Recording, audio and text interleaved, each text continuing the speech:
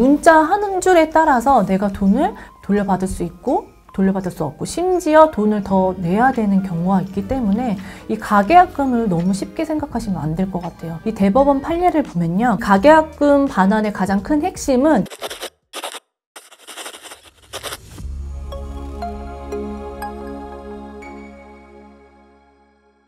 안녕하세요. 일상생활 속 부동산의 궁금한 점들을 해결해드리는 배짱입니다. 오늘은 이전에 저희가 올렸던 영상이 있었는데 그 영상에 댓글이 많이 달렸어요. 그래서 약간 AS 느낌으로 찍는 영상입니다. 피디님? 요즘 가계약금 반환에 관한 논란들이 있는데 받을 수 있다? 돌려받을 수 없다? 이런 논쟁들이 있더라고요. 이게 솔직히 말하면요. 이 가계약금이라는 게 논란이 있을 수밖에 없어요. 이 가계약금이라는 용어 자체가 법률 용어가 아니기 때문에 이 가계약금에 대한 명확하게 기재해 놓은 법 규정이나 이런 게 없기 때문에 사람들이 많이 헷갈려해요. 그래서 만약에 이 가계약금에 관한 논쟁이나 송사가 나타난다면 사람들이 이전에 나왔던 판례들을 보고선 해석하는 경우가 많습니다. 이 해석이라는 여지 때문에 사람들이 많이 헷갈려하고 받을 수 있다, 받을 수 없다 이런 논란이 꾸준히 나오는 것 같아요. 그래서 대법원 판례가 가장 중요하다고 얘기했잖아요. 이 대법원 판례를 보면요.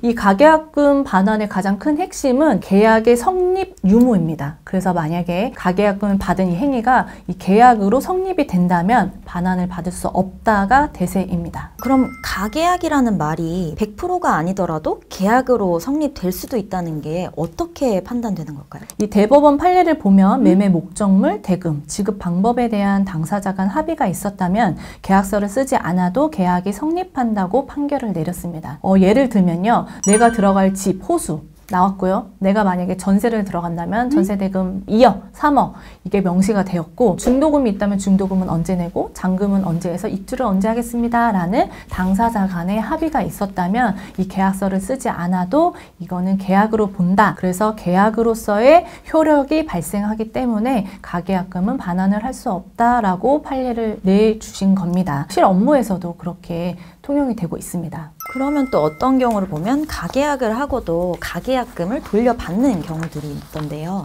요즘 최근 들어서요. 대법원의 판례가 바뀌고 있어요. 이전에는 계약의 성립 유무만 봐서 계약으로 성립이 된다면 가계약금을 반환을 받지 못한다라고 판결이 났는데요. 2022년 대법원 판례에서 보면요. 당사자 사이에 가계약금을 해약금으로 한다는 약정이 명백하게 명시되어 있지 않으면 이 가계약금은 돌려받을 수 있다라고 판결이 내려졌습니다. 그럼 해약금이라는 건 정확히 어떤 건가요? 저희가 이제 당사자 간에 계약을 하잖아요. 근데 계약을 하면 이 계약에 구속되면서 이제 벗어날 수 없는데 어느 정도의 돈을 줌으로써 이 계약에서 구속에서 벗어날 수 있다라는 해제권을 주는 건데요. 이때 들어가는 돈을 해약금이라고 하는 거예요. 그래서 해약금이랑 가장 헷갈려 하시는 게 위약금이라고 있거든요. 위약금은 이 당사자 간에 계약을 했잖아요. 근데 한쪽이 계약을 불이행을 하면서 이 계약이 파기되는 경우가 있어요.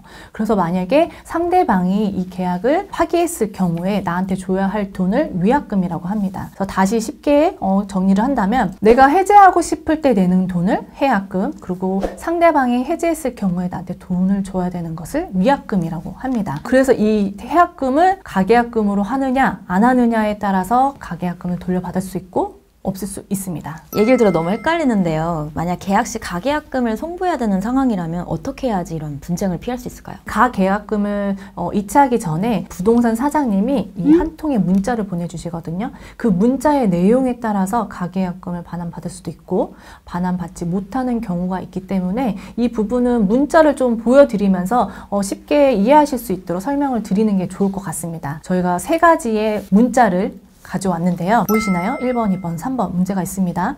공통적으로 보시면 이 계약에 성립할 수 있는 조건이 집 주소 나와 있고요. 전세 대금 나와 있고 가계약금 얼마인지 나와 있습니다. 그리고 그 아래부터 세부적으로 조금씩 다른데 1번을 보시면 본 계약서 작성은 언제 하겠다라는 날짜가 쓰여져 있고 두 번째 문제를 보시면 임대인은 계약 해지 시 배액 상환하고 매수인은 계약 해지 시 계약금 포기 조건이다. 그리고 3번을 보시면 잔금일 나와 있고요. 임대인은 계약금의 일부를 배액 상환하고 임차인은 계약금의 일부를 포기하고 계약을 해지할 수 있고 계약금 일부 입금 후 계약 해지 시 위약금은 가계약금으로 한다. 이렇게 나와 있어요. 어떨 것 같아요? 이 3가지 문제를 보고선 내가 만약에 계약을 못하게 됐어요. 파기를 하게 됐어요. 그러면 나는 가계약금을 반환을 받을 수 있을까요? 아니면 못 받을까요? 받을 수 있는 게 하나 있는 거죠. 1번. 맞아요. 이게 계약에 성립이 되는 조건이 있지만 이 구체적인 지급 방법이나 이런 게 없기 때문에 해약금보다는 증거금의 의미가 더 크기 때문에 가계약금을 돌려받을 수 있습니다. 두 번째, 세 번째는 공통적으로 받기 어려운데요.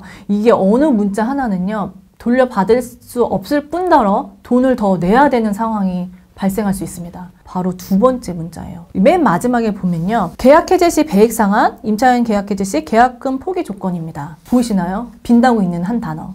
바로 계약금이라는 거죠. 비록 나는 계약서 작성하기 전에 가계약금 100만 원을 냈지만 포기 조건이 계약금 포기 조건이라는 거죠.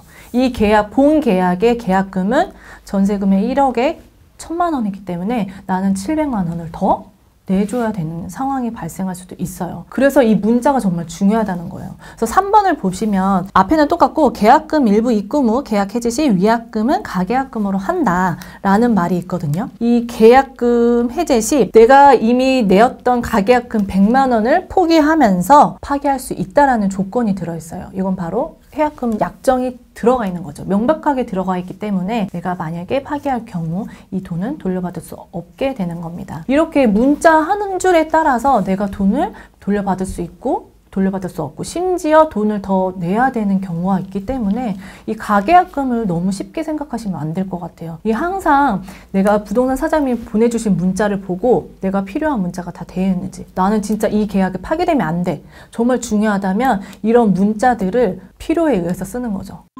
오늘은 정말 논란이 많이 되고 있는 가계약금 반환에 대해서 얘기를 해봤어요. 이게 처음에 말씀했다시피 법률 용어가 아니기 때문에 법이 정해져 있지 않아서 대법원의 판례가 중요한데 이 대법원의 판례 또한 최근에 들어서 점점 바뀌고 있다. 그렇기 때문에 나의 소중한 돈을 보호하기 위해서는 내 스스로가 확실히 책임을 지고 체크를 하면서 얘기를 해야 될 것 같습니다. 오늘 저희 영상은 이전에 찍었던 부동산 기초 좀 다르게 실생활에서 이런 건 어떻게 해결을 해야 될까 좀 부딪히는 부분들에 대해서 좀 같이 고민해보고 명쾌하게 답을 내려드리는 영상을 찍어봤어요. 여러분들이 사회초년생이고 거래를 많이 안 하다 보니까 매 단계에서 부딪히는 부분들이 많을 것 같은데요. 이런 실생활에서 궁금한 점들이 있으시면 댓글에 달아주세요. 같이 고민해보고 또 도움을 드릴 수 있다면 그런 도움을 드리는 영상을 찍도록 하겠습니다. 저희 채널을 사랑해주신 여러분께 감사드리고 다음에 또 도움이 되는 영상을 가지고 찾아뵙도록 하겠습니다. 감사합니다.